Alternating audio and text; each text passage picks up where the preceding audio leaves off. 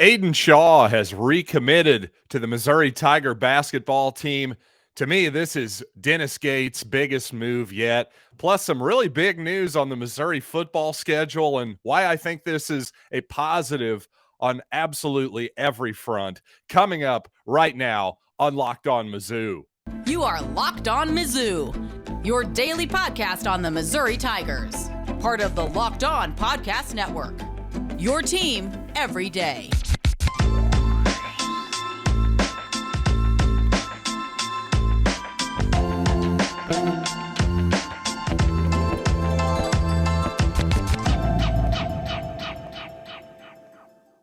Hey, all you true sons and daughters, it's Wednesday, and you know what that means. It's time for another episode of Locked On Mizzou. Thanks for making us your first listen every day, and thanks for telling a friend. We are free and available wherever you get your podcasts and on YouTube as well. Welcome to all of you new YouTube listeners out there. I'm John Miller. I've done about everything you can possibly imagine in this town, worn a lot of hats in the sports business, but you know what? So far, this one has fit the best. The podcast business, I'm rather enjoying it. So I hope you enjoy this show. And to all you longtime listeners, welcome as always. But obviously some huge news on the Missouri basketball court.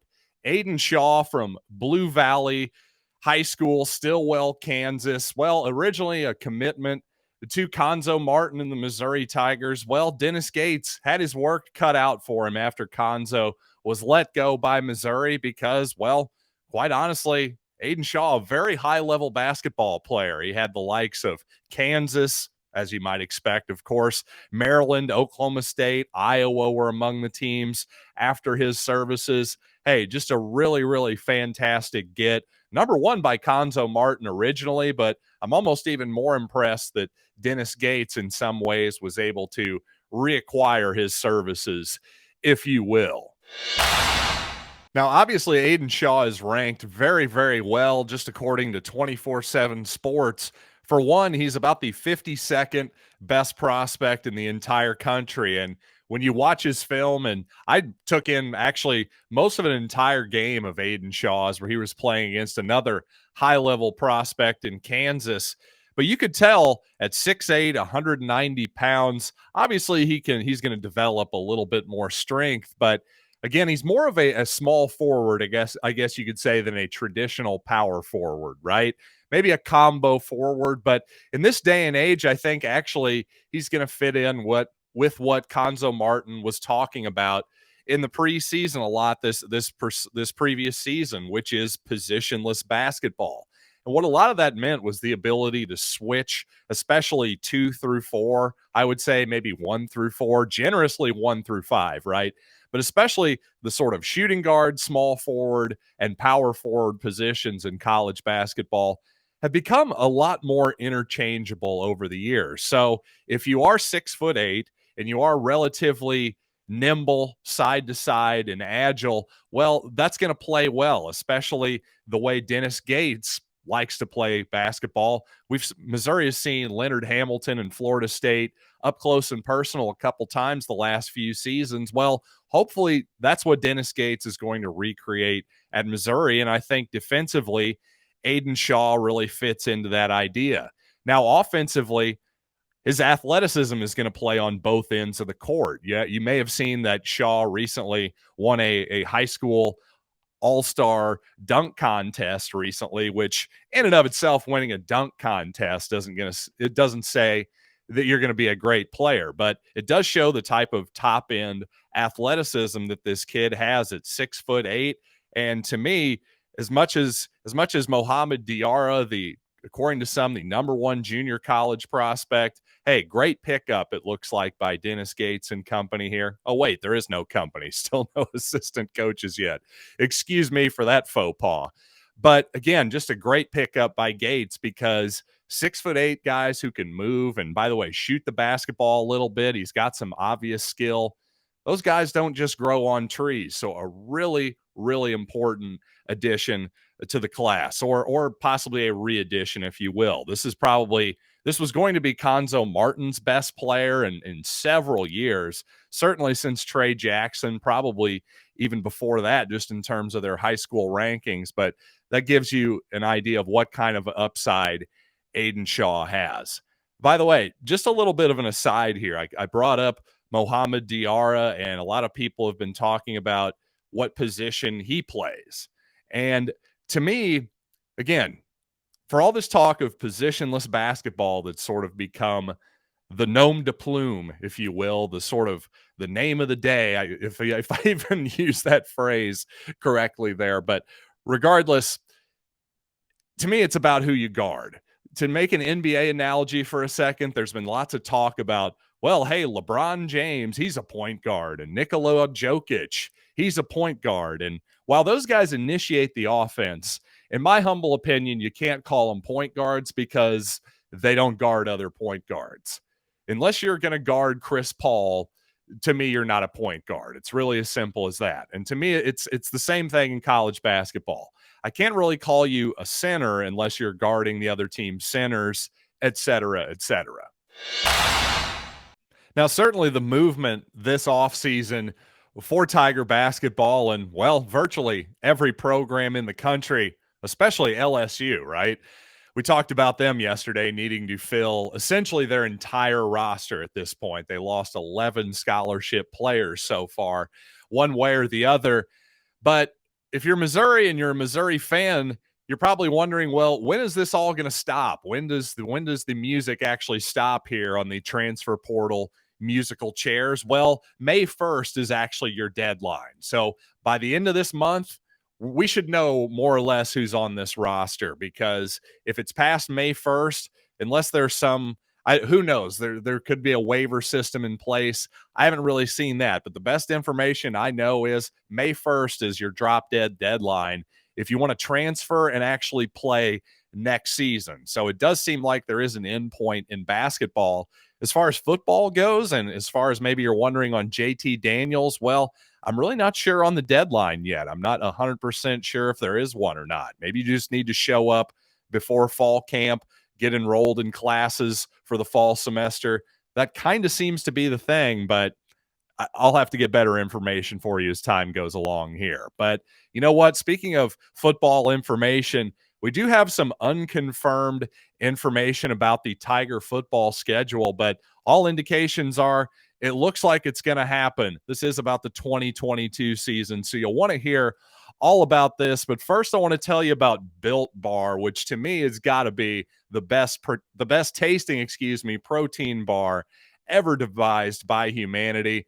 And I tell you, if you're into losing a little weight, and most of us could be honest, if we can be completely honest with ourselves, we'd like to drop a few pounds. Well, you know what? Built Bar is going to help, because if we're even more honest with ourselves, we'd still like some chocolate on occasion. I know I would. Well, Built Bars are covered in 100% real chocolate, but at the same time, it's the best of both worlds because they're low cal, high protein, but also low sugar and low in net carbs. So no guilt necessary here at Built Bar. So go to Built.com, use the promo code LOCKED15 for 15% off your order. Once again, go to Built.com, use the promo code LOCKED15 for 15% off.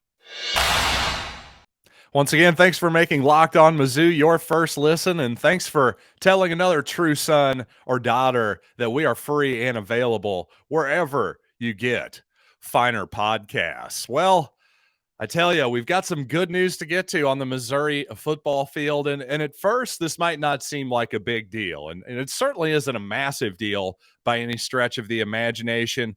But it sure looks like in the next couple of weeks, Missouri is going to confirm that the Louisiana Tech opener is likely moving to Thursday, September 1st. Originally, the game was going to be played 2 days later on Saturday. But with this Thursday opener, to me, this is very positive news on literally every front that I can think of. First of all, you've got a primetime ESPN matchup where you've had an entire season of no football. You're talking 8 months, basically, of no college football. College football fans are dying for it. I'm just speaking for myself and all the fans out there. I know you're like me.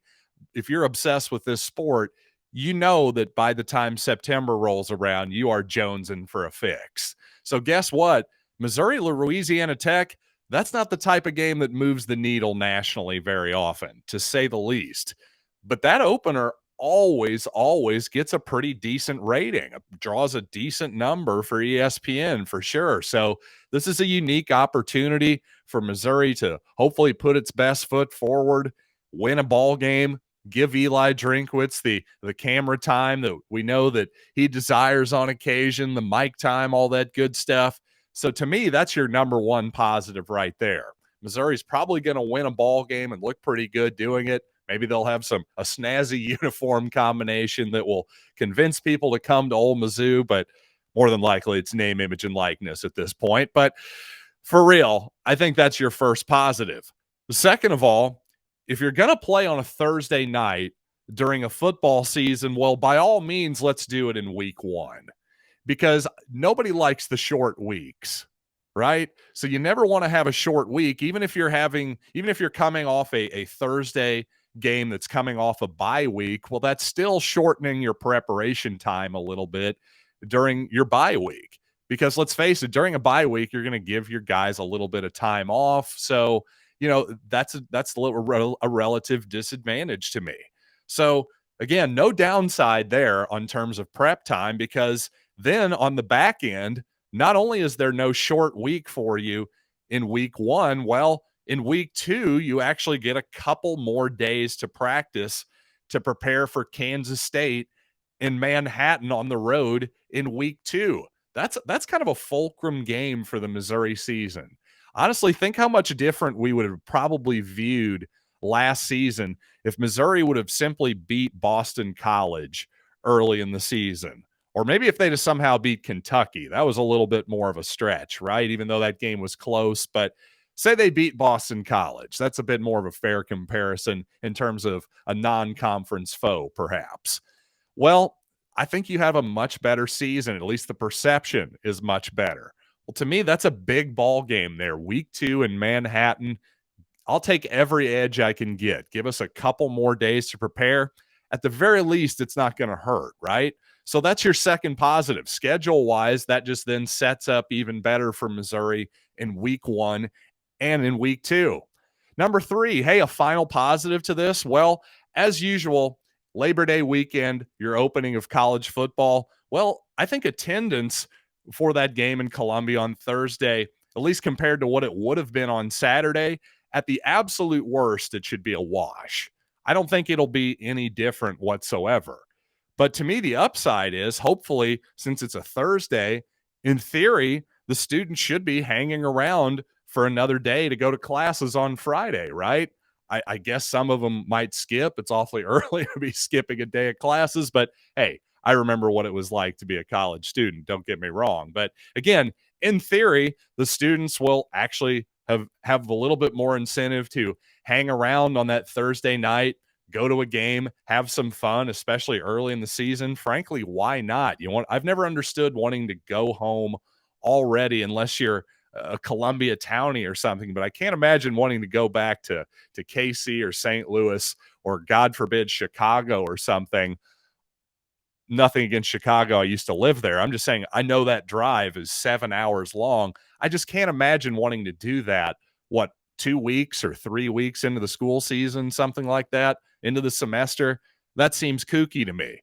And then on the other side, you've got the out-of-towners, the alumni, those people who might live in KC or St. Louis. Well, maybe they can just take an extra day off on Friday, drive down after work, still make it to the game. But you know what I'm saying? It just seems like at the very least, the people who are going to go to the Lake of the Ozarks and skip that first week anyway, whatever plans they might have on Labor Day weekend, well, it just seems like you've actually raised the ceiling a fairly significant bit for week one. To me, for a team that could use all the attendance it could get, hey, this is a really strong move. I'm glad Desiree Reed-Francois, whoever deserves credit here in the Missouri Athletic Department for making it happen, hey, job well done to me.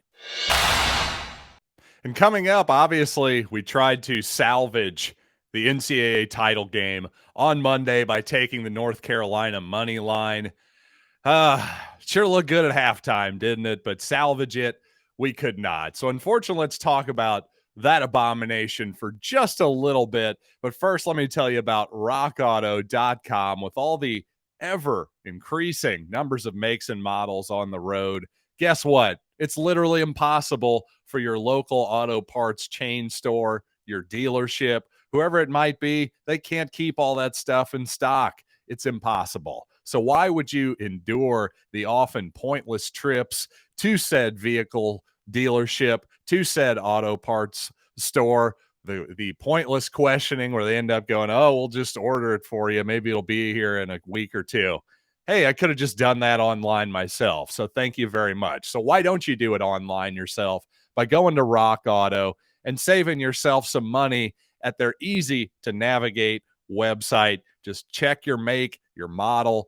It's all right there. Trust me. So go to rockauto.com right now. See all the parts available for your vehicle and write Locked On in their How Did You Hear About Us box so they know we sent you. Amazing selection, reliably, low prices, all the parts your car will ever need. rockauto.com.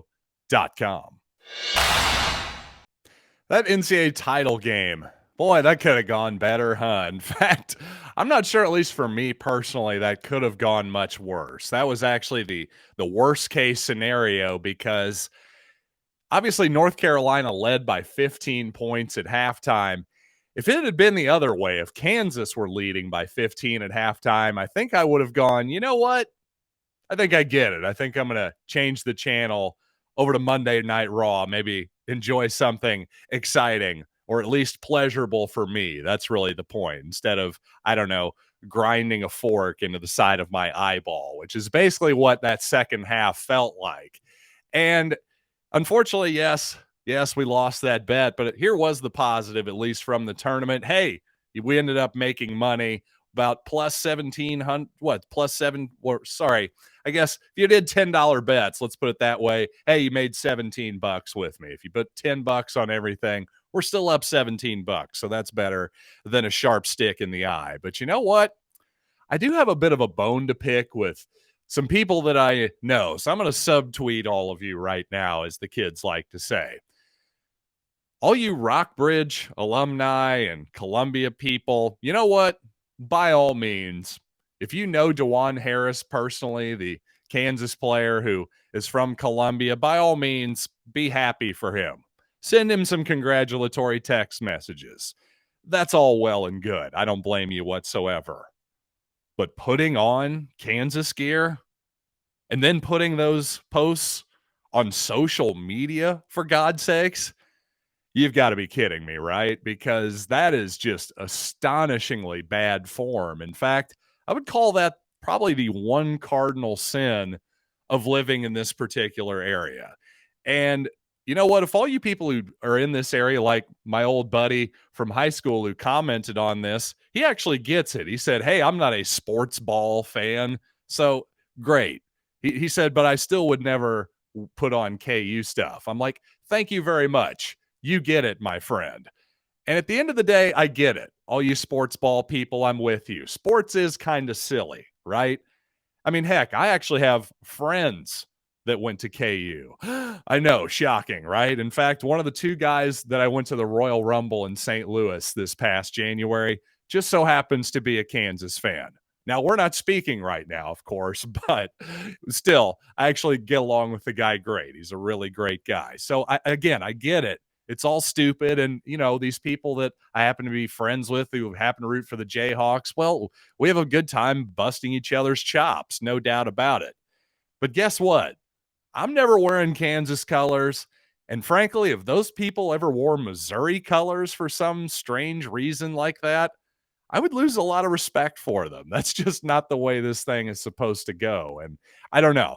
To me, it's sort of a sign of the times, but hey, I guess I'm the one who takes this stuff too seriously, right? As a 39-year-old man, maybe I should find a new hobby, right? That seems to be what everybody is trying to tell me lately. But frankly, the one positive I can take away from the Kansas experienced this past Monday is, despite the fact that I got to be honest, for about half the day on Tuesday, just the Bill Self stuff, the level one, the 5 level one infractions, and they win the title anyway. It kind of had me in a funk for like half the day. It really did. But the one positive from that is, even though I'm 39 years old, I still give a crap. So you know what? That makes me the right guy to keep hosting this podcast. And thank you so much for being a listener, taking me in as usual, giving me just a little bit of your time today. You have no idea how much that means to me. I truly do appreciate it. And again, if you got some true sons or daughters out there who like the Tigers, well, give them a shout out. Tell them to check out the link tree at lockedonmizzou.com. That'll get you home. So until next time, I am John Miller, and thank you so much for listening to Locked on Mizzou.